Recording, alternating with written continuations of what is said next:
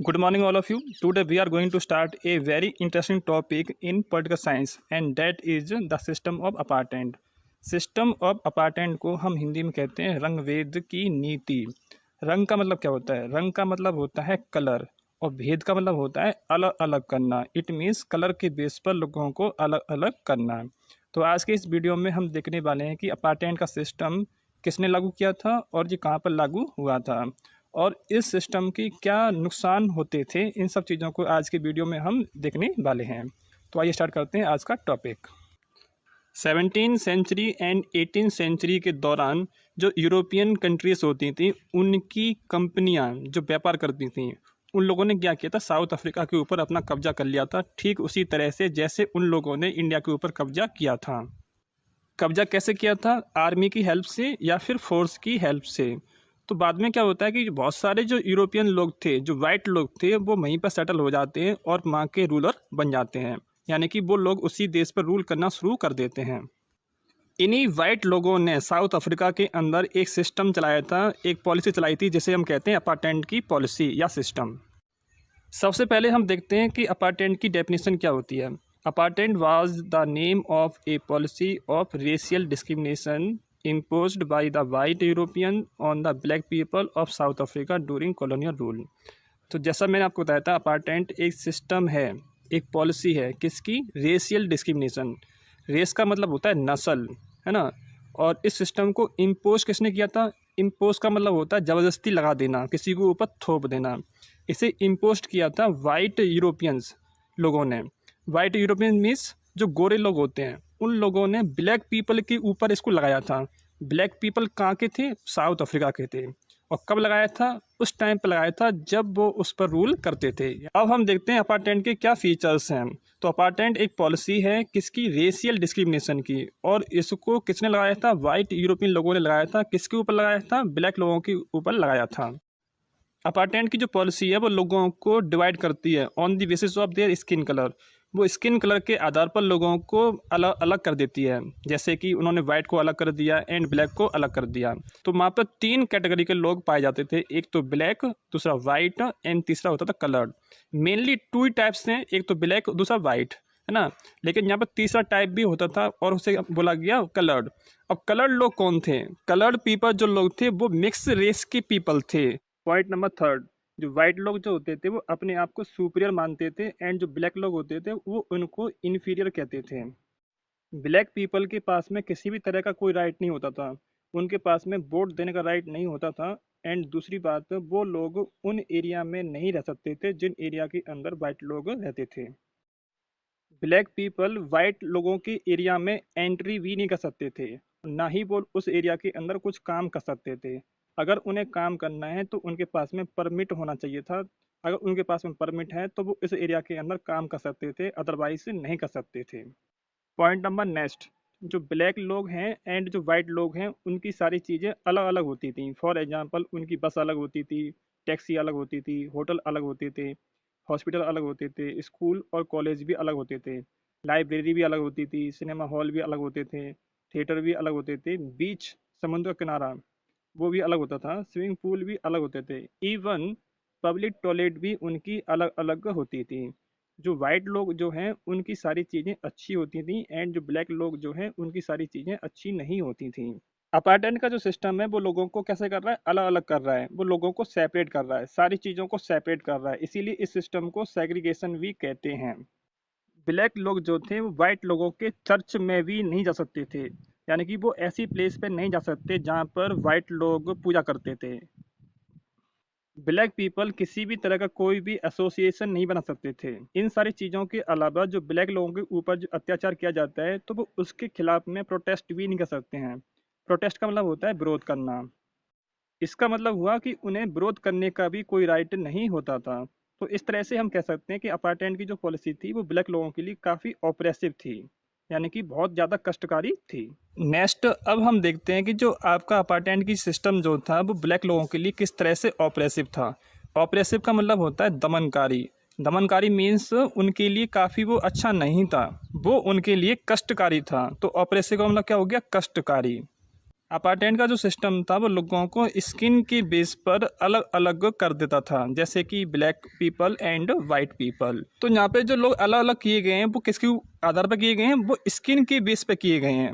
आपके शरीर की बॉडी की स्किन होती है, उसकी बेस पर या तो पर्सन काला होगा या फिर कैसा होगा, गोरा होगा। तो वाइट लोग जो थे वो अपने आप को सुपीरियर मानते थे एंड जो ब्लैक लोग थे वो इनको इन्फीरियर मानते थे। ब्लैक लोगों के पास में किसी भी तरह का कोई राइट नहीं होता था, उनके पास में वोट देने का राइट नहीं होता था। दूसरी बात, वो उस एरिया में भी नहीं जा सकते थे जिस एरिया के अंदर वाइट लोग रहते थे, और ना ही वो लोग उस एरिया के अंदर रह सकते थे, यानी वो लोग उस एरिया में नहीं रह सकते जिस एरिया के अंदर वाइट लोग रहते थे।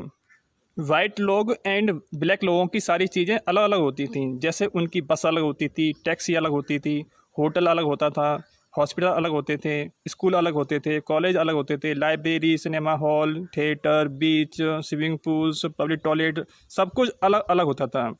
ब्लैक लोगों की सारी चीज़ें अच्छी नहीं होती थी, जबकि वाइट लोगों की सारी चीज़ें कैसी होती थी, वो सब अच्छी क्वालिटी की होती थी। ब्लैक पीपल वाइट लोगों की चर्च में भी नहीं जा सकते थे। ब्लैक पीपल किसी भी तरह का एसोसिएशन नहीं बना सकते थे, वो किसी भी तरह का ग्रुप नहीं बना सकते थे, ना किसी तरह का एसोसिएशन बना सकते हैं। ब्लैक लोगों के प्रति जो भी खराब व्यवहार किया जाता है, जो भी अत्याचार किए जाते हैं, तो ब्लैक लोग उसके प्रति प्रोटेस्ट नहीं कर सकते, यानी कि उनके पास में इसका भी राइट नहीं है कि वो अपने प्रति अत्याचारों के विरुद्ध में कुछ आवाज़ उठा सकें। तो इन सारे पॉइंट्स के बेस पर हम कह सकते हैं कि जो अपार्टमेंट का सिस्टम था वो काफ़ी ऑपरेसिव था, किसके लिए, ब्लैक लोगों के लिए। तो आज की इस वीडियो में आपने जाना कि अपार्टमेंट के सिस्टम की डेफिनेशन क्या थी और उसके फीचर क्या थे, एंड लास्ट में आपने देखा अपार्टमेंट का जो सिस्टम था वो ब्लैक लोगों के लिए किस तरह से ऑपरेसिव था। एग्जाम में इसके ऊपर ज़रूर क्वेश्चन पूछा जाता है कि एक तो इसके फीचर पूछे जाते हैं, डेफिनेशन पूछी जाती है, एंड लास्ट में एक क्वेश्चन और पूछा जाता है कि why the system of apartment was very oppressive for the black. तो ऑपरेसिव क्यों था, तो ऑपरेसिव इसलिए था क्योंकि उन लोगों के पास में किसी तरह का राइट नहीं होते थे। हमारा नेक्स्ट टॉपिक है स्ट्रगल अगेंस्ट अपार्टमेंट। इस टॉपिक में हमें स्टडी करना है कि साउथ अफ्रीका के लोगों ने किस तरह से अपार्टमेंट के विरुद्ध में संघर्ष किया एंड अपने देश को इंडिपेंडेंस दिलाई। इस हेडिंग के अंदर आप 3 टॉपिक को देख सकते हैं। पहला टॉपिक इसके अंदर लिखा हुआ है स्ट्रगल अगेंस्ट अपार्टमेंट, सेकंड लिखा हुआ है इसके अंदर end of the system of apartment, and third लिखा है इसके अंदर इंडिपेंडेंस ऑफ साउथ अफ्रीका। हमें स्टडी करना है कि जो साउथ अफ्रीका के जो लोग थे उन्होंने किस तरह से अपार्टमेंट के विरुद्ध में स्ट्रगल किया था, और दूसरी हेडिंग क्या बोल रही है इसके अंदर कि अपार्टमेंट का जो सिस्टम था उसका एंड कैसे हुआ था, एंड लास्ट की हेडिंग का मतलब है कि साउथ अफ्रीका को किस तरह से इंडिपेंडेंस प्राप्त हुई थी। तो इस तरह से एग्जाम में 3 तरह से क्वेश्चन पूछा जाता है और तीनों का आंसर सेम ही होता है, इसलिए यहाँ पर 3 तरह की हेडिंग यहाँ पर लिखी गई हैं। तो आइए स्टार्ट करते हैं आज का टॉपिक। 1950 से ही जो ब्लैक लोग जो थे, साउथ अफ्रीका के जो ब्लैक पीपल थे और जो इंडियन थे, उन लोगों ने अपार्टमेंट के विरुद्ध में लड़ाई करना स्टार्ट कर दिया था। इन लोगों ने कई सारे मूवमेंट लॉन्च किए और कई सारी इन लोगों ने हड़ताल भी की थी। अफ्रीकन नेशनल कांग्रेस जो थी वो एक मेन पार्टी थी जिसके अंडर में अपार्टमेंट के विरुद्ध में मूवमेंट लड़ा गया था, इसलिए इस पार्टी को अम्ब्रेला ऑर्गेनाइजेशन बोला गया। अम्ब्रेला का मतलब होता है छाता। तो इस छाते के अंडर में, यानी कि इस पार्टी के अंडर में बाकी लोग भी मूवमेंट लड़ते हैं, यानी कि ये एक मेन पार्टी थी और इसके अंडर में दूसरे लोग भी शामिल हो जाते हैं और वो लोग अपार्टमेंट के विरुद्ध में मूवमेंट को स्टार्ट करते हैं। जैसा मैंने आपको बताया कि अफ्रीकन नेशनल कांग्रेस जो थी एक अम्ब्रेला ऑर्गेनाइजेशन था, यानी कि वो एक मेन पार्टी थी जिसके अंडर में बाकी लोग भी शामिल हो जाते हैं। तो ठीक यहाँ पर लिखा हुआ है कि बहुत सारे लोग ऐसे थे एंड बहुत सारे ऑर्गेनाइजेशन ऐसे थे वो उस पार्टी के साथ में मिल जाते हैं। क्यों मिल जाते हैं? क्योंकि उन्हें लड़ाई लड़नी थी किसके विरुद्ध में? अपार्टमेंट के विरुद्ध में। अफ्रीकन नेशनल कांग्रेस के साथ में कौन कौन से लोग ऐड हो जाते हैं, जैसे कि worker union, communist party and बहुत सारे ऐसे वाइट लोग भी थे जो काफ़ी सेंसिटिव थे। इसका मतलब क्या होता है? संवेदनशील। यानी कुछ लोग ऐसे भी थे कि वो मानते थे कि जो वाइट लोगों ने पॉलिसी अपनाई है अपार्टमेंट की वो बहुत ख़राब है, इसे बंद कर देना चाहिए, इससे ब्लैक लोगों को बहुत परेशानी होती है। ऐसे लोगों को बोला गया सेंसिटिव। यानी कुछ अच्छे वाइट लोग भी थे जो इस पॉलिसी को बंद करना चाहते थे, वो लोग भी इस पार्टी से मिल जाते हैं जिससे कि ये पॉलिसी ख़त्म हो सके। फिर क्या होता है, वर्ल्ड के बहुत सारे देशों ने इस सिस्टम की बुराई की और बोला कि ये सिस्टम अच्छा नहीं है, इसलिए इस सिस्टम को बंद कर देना चाहिए। लेकिन जो कॉलोनियल गवर्नमेंट थी उसने उनकी बातों को नहीं माना और वो वहाँ पर रूल करती रहती है। कैसे रूल करती है?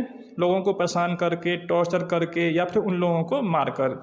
जो कॉलोनियल गवर्नमेंट थी वो ब्लैक लोगों को मारकर, परेशान करके, है ना, उन्हें सप्रेस करके उनके ऊपर रूल करती रहती है। उन्हें वर्ल्ड के देशों की कोई परवाह नहीं थी।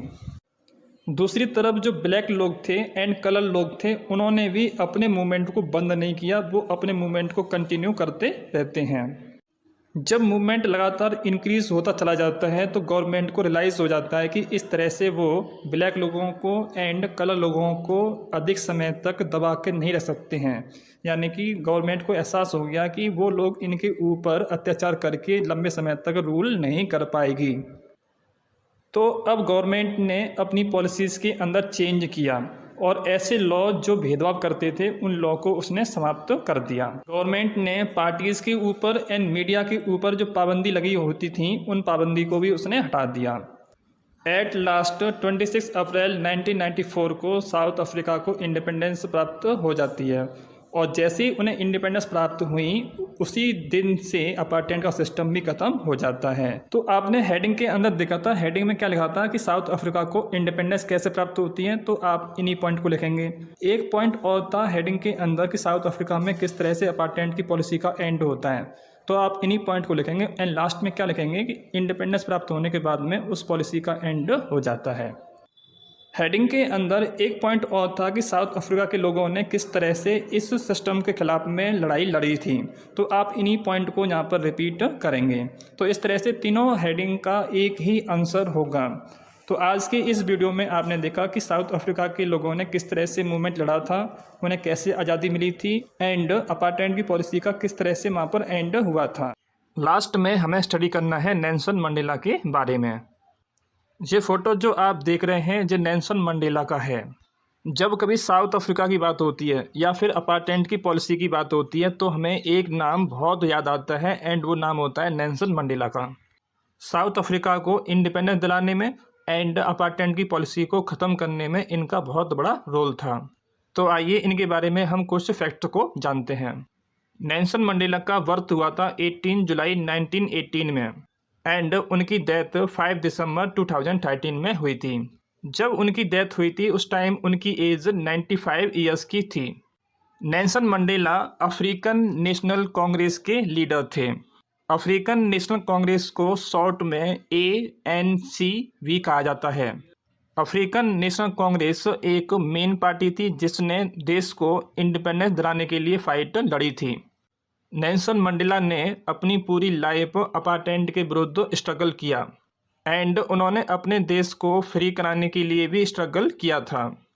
जब नेल्सन मंडेला अपार्टमेंट के विरुद्ध स्ट्रगल कर रहे थे तो गवर्नमेंट ने उन्हें पकड़ के जेल के अंदर बंद कर दिया। उन्होंने अपनी लाइफ के 28 ईयर्स जेल के अंदर बिताई। नेल्सन मंडेला को साउथ अफ्रीका की सबसे खूंखार जेल के अंदर रखा गया था जो कहाँ पे थी, रोबेन आइलैंड पर थी। यहाँ पर लिखा हुआ है मोस्ट ड्रेडेड प्रिजन, इसका मतलब होता है सबसे खतरनाक जेल। तो नेल्सन मंडेला को अफ्रीका की सबसे खतरनाक जेल के अंदर रखा गया था 28 ईयर्स के लिए। At last south Africa independent हो जाता है एंड वहाँ पर अपार्टमेंट की पॉलिसी का भी एंड हो जाता है। उसके बाद क्या होता है, नेल्सन मंडेला जो थे साउथ अफ्रीका के फर्स्ट प्रेसिडेंट बन जाते हैं। अगर क्वेश्चन पूछा जाए who was the first president of south Africa तो इसका आंसर होगा नेल्सन मंडेला। इसी तरह से अगर क्वेश्चन पूछा जाता है who was the first black president of south Africa तो इसका आंसर होगा Nelson Mandela. Nelson Mandela first president तो थे ही, लेकिन इसके साथ साथ वो फर्स्ट ब्लैक प्रेसिडेंट भी थे साउथ अफ्रीका के। नेल्सन मंडेला को साउथ अफ्रीका का फादर ऑफ नेशन कहा जाता है। जैसे इंडिया के father of nation Gandhi ji हैं उसी तरह से साउथ अफ्रीका के फादर ऑफ नेशन कौन है, नेल्सन मंडेला। नेल्सन मंडेला को अफ्रीकन गांधी भी कहा जाता है, मीन्स अफ्रीका के गांधी। जिस तरह से इंडिया में गांधी जी ने नॉन वायलेंस तरीके से देश को इंडिपेंडेंट कराया था उसी तरह से साउथ अफ्रीका में नेल्सन मंडेला ने अपने देश को इंडिपेंडेंट कराया था। नेल्सन मंडेला भी गांधी जी की तरह नॉन वायलेंस में बिलीव रखते थे। इसी वजह से उनको अफ्रीकन गांधी कहा जाता है। 1990 में इंडिया की गवर्नमेंट ने इंडिया के हाईएस्ट सिविलियन अवार्ड यानी कि भारत रत्न से सम्मानित किया।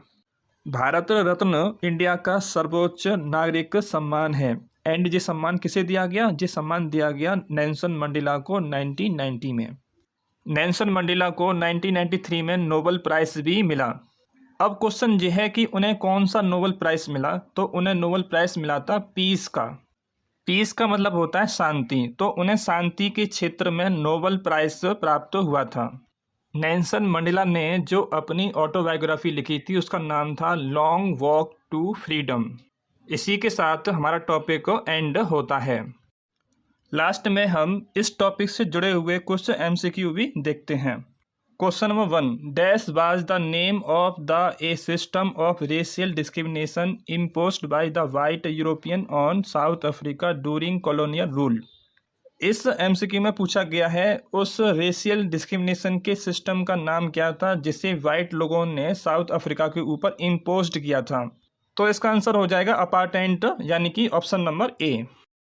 Question number 2, who among the following was known as African Gandhi. जैसा कि आप जानते हैं कि नेल्सन मंडेला को हम अफ्रीकन गांधी कहते हैं, तो इसका ऑप्शन नंबर बी करेक्ट हो जाएगा। Question number 3, for which reason Mandela was sentence to life imprisonment. Life imprisonment का मतलब होता है आजीवन कारावास। नेल्सन मंडेला को किस वजह से आजीवन कारावास की सज़ा हुई थी? नेल्सन मंडेला को आजीवन कारावास की सज़ा देशद्रोह के कारण हुई थी। एंड देशद्रोह को हम कहते हैं ट्रीजन। तो आपका ऑप्शन नंबर ए करेक्ट हो जाएगा। Question number 4, when South Africa gets its independence. South Africa को इंडिपेंडेंस कब मिली थी? तो इसका आंसर होगा 1994 को। साउथ अफ्रीका 1994 में वाइट माइनॉरिटी के रूल से इंडिपेंडेंट हो जाता है। अगर क्वेश्चन पूछा जाता है साउथ अफ्रीका में अपार्टमेंट की पॉलिसी कब समाप्त हुई थी, तो इसका आंसर क्या होगा? आपको मालूम है साउथ अफ्रीका में अपार्टमेंट की पॉलिसी कब समाप्त हुई थी? जब साउथ अफ्रीका को इंडिपेंडेंस प्राप्त हो गई थी तब। यानी कि हम कह सकते हैं कि 1994 में साउथ अफ्रीका इंडिपेंडेंट होता है एंड इसी के साथ साउथ अफ्रीका में से अपार्टमेंट की पॉलिसी समाप्त हो जाती है। Question number 5, what is the name of the autobiography of Nelson Mandela. Nelson Mandela की ऑटोबायोग्राफी का क्या नाम था? नेल्सन मंडेला की ऑटोबायोग्राफी का नाम था लॉन्ग वॉक टू फ्रीडम। तो इसका option number C correct answer हो जाएगा। Question number 6, what was the name of the umbrella organisation which led the movement against the system of apartment in South Africa. Umbrella का मतलब होता है छाता या छतरी। बारिश के मौसम में जैसे लोग छाते के नीचे आ जाते हैं, उसी तरह से साउथ अफ्रीका में क्या हुआ था, फ्रीडम का मूवमेंट लड़ने के लिए सब लोग एक पार्टी के नीचे आ जाते हैं। तो पार्टी यहाँ पर एक अम्ब्रेला की तरह काम करती है, यानी कि सब लोग उस पार्टी के अंडर आ जाते हैं एंड सब लोग मिलके देश की आज़ादी के लिए लड़ाई लड़ते हैं। तो यहाँ पे आपको उस पार्टी का नाम बताना है जिसने एक अम्ब्रेला ऑर्गेनाइजेशन की तरह काम किया था। तो हम जानते हैं कि साउथ अफ्रीका में एक पार्टी थी जिसका नाम था African National Congress. African National Congress ने देश की आज़ादी के लिए मूवमेंट स्टार्ट किया था। इसने अपने देश में से अपार्टमेंट को ख़त्म करने के लिए भी मूवमेंट लड़ा था। तो अफ्रीका में जितनी पार्टी थी वो सब इस पार्टी के अंडर में आ जाती हैं एंड ये पार्टी सबको गाइड करती है। तो क्वेश्चन था आपका, what was the name of the umbrella organisation which led the movement against the system of apartment in South Africa. तो इसका आंसर हो जाएगा आपका option number B, African National Congress. इसी के साथ हमारा आज का टॉपिक एंड होता है। आज के इस वीडियो में आपने 3 टॉपिक के बारे में स्टडी किया। पहला टॉपिक का नाम था सिस्टम ऑफ अपार्टमेंट। आपने इसके अंदर सिस्टम ऑफ अपार्टमेंट का मीनिंग जाना, उसके फीचर को समझा एंड आपने जाना कि ये सिस्टम किस तरह से ब्लैक पीपल्स के लिए ऑपरेसिव था। उसके बाद आपने स्टडी किया साउथ अफ्रीका में लोगों ने किस तरह से इस सिस्टम के विरुद्ध में स्ट्रगल किया था एंड उन्होंने किस तरह से फाइट करके इस सिस्टम को ख़त्म कर दिया था एंड अपने देश को फ्रीडम दिलाई थी। एंड लास्ट टॉपिक में आपने स्टडी किया था नेल्सन मंडेला के बारे में, जो साउथ अफ्रीका के फर्स्ट प्रेसिडेंट थे। एंड उसके बाद में हमने कुछ MCQ पर भी नज़र डाली। आई होप आपको आज का टॉपिक ठीक से समझ में आ गया होगा। तो आज के इस वीडियो में सिर्फ इतना ही। Thank you.